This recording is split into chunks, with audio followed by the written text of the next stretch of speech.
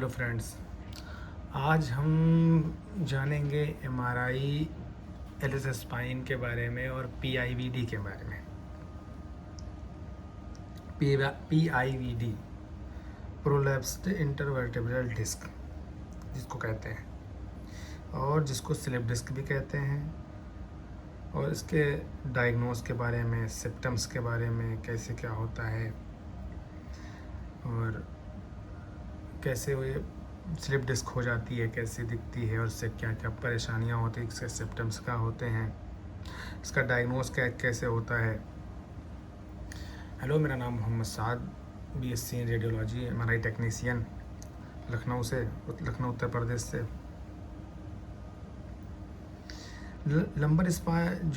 Lumbar PIV जब होता है जब स्पाइन रीढ़ की हड्डी के लंबर रीजन, लोअर बैक के डिस्क का डिस्क का ये इनर सॉफ्ट जो है, ये इनर सॉफ्ट पर न्यूक्लियर, जिसको कहते हैं न्यूक्लियस पल्पोसस बाहर की तरफ निकल आता है और स्पाइनल नर्व पर प्रेशर डालता है। जब बाहर निकल के, ये स्पाइनल नर्व है, जब इस पर प्रेशर डालता है, तो इसी को क्या कहते हैं,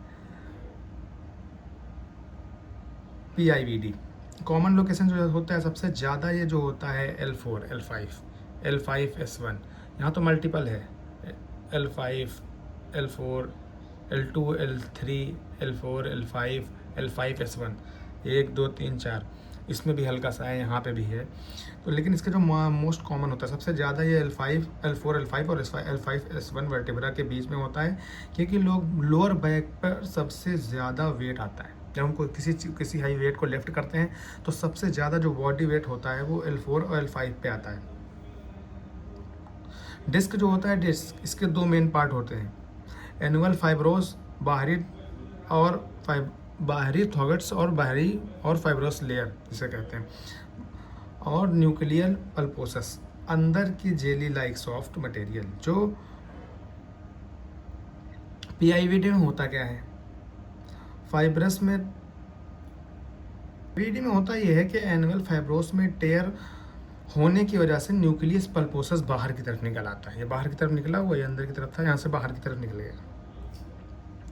जब बाहर की तरफ निकल आता है, जिससे कमर में दर्द होता है, या राइट साइड पेन होता है, लेफ्ट साइड पेन होता है, ये जो होता है ना, पीआईवीडी 4 स्टेज में होता है, प्रोसेस करता है। नंबर 1 क्या होता है, नंबर 1 पे है डिस्क डिजनरेशन बल, डिस्क थोड़ी कमज़ोर होकर बाहर की तरफ निकल आती है, ये तो एज से रिलेटेड होता है। और प्रोलैप्स होता है, डिस्क का शेप बिगड़ जाता है, फिर बाहरी लेयर पूरी तरह नहीं फटी होती, खाली शेप से बिगड़ जाता है। वो तो किसी भी एज में होता है, या कोई हाई वेट लिफ्ट करने से होता है, या चोट लगने, झटका लगने से हो जाता है। और एक होता है एक्सट्रूशन, एक को बोलते हैं, और एक होती है एजियन, उम्र के साथ, एज के साथ डिस्क अपनी एक्सट्रीमिटी और वाटर कंटेंट खो देती है। भारी सामान उठाने से, लिफ्टिंग यानी भारी सामान को गलत तरीके से बिना घुटने मोड़े उठाना, जैसे घुटने मोड़ के ही हमेशा भारी सामान उठाना चाहिए, उससे भी हो जाता है। ट्रॉमा, इंजरी, सर्जरी, झटका लगने या एक्सीडेंट से। लाइफ स्टाइल फैक्टर जो होते हैं उसमें ज़्यादा देर बैठने, मोटापे से हो जाता है। और स्मोकिंग, डिस्क की बॉडी ब्लड सप्लाई कम करता है। स्मोकिंग जो होता है ना, डिस्क की ब्लड सप्लाई को कम कर देता है। कमज़ोर कोर मसल जो होती हैं उसकी वजह से हो जाता है। और इसके सिम्टम्स क्या हैं, लोअर बैक पेन, कमर के नीचे हिस्से में तेज़ दर्द का कमर से होते हुए हिप्स, थाई और पैरों, लेग्स, फीट तक जाना।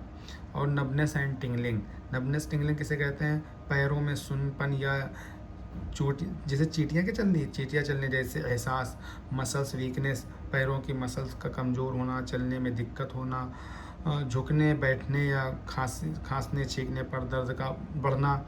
डायग्नोसिस जो इसका है, क्या है डायग्नोसिस, फिजिकल एग्जामिनेशन जो होते हैं, सारा जो स्ट्रेंथ लेग राइज यानी पीआईवीडी चेक कराने का सबसे कॉमन क्लिनिकल टेस्ट है।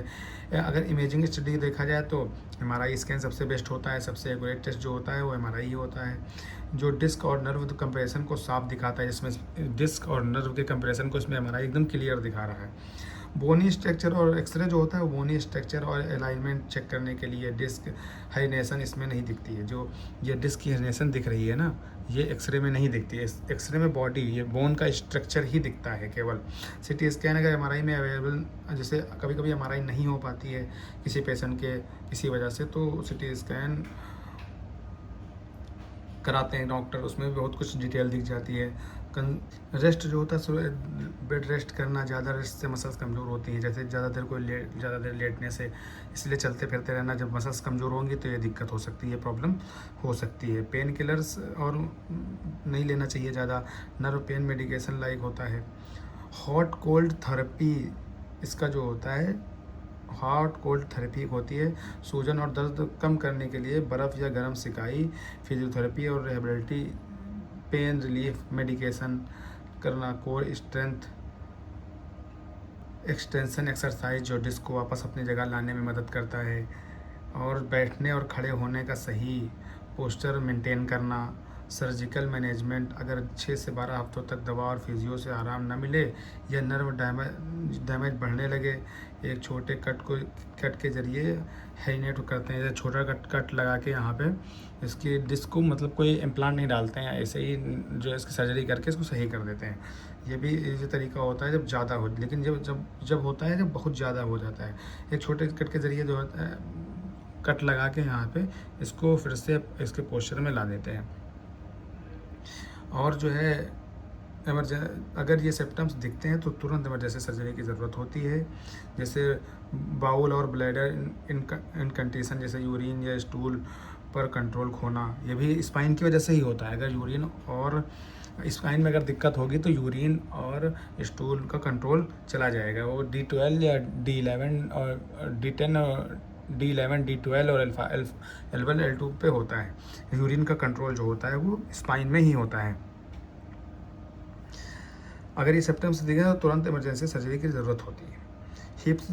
हिप्स और ग्राउंड एरिया का बिल्कुल सुन्न हो जाना, पैर का बिल्कुल ना उठ पाना, जैसे कभी कभी होता है पैर, क्योंकि पेशेंट आता है उनका पैर उठ ही नहीं पाता है सही तरीके से और इसके लिए बचने का तरीका जो है, सबसे ज़्यादा बचाव जो है सही तरीके से वेट उठाइए, सही पोस्चर मेंटेन करिए, रेगुलर एक्सरसाइज करिए, हेल्थी वेट मतलब वेट ज़्यादा नहीं होना चाहिए, वेट मेंटेन करिए।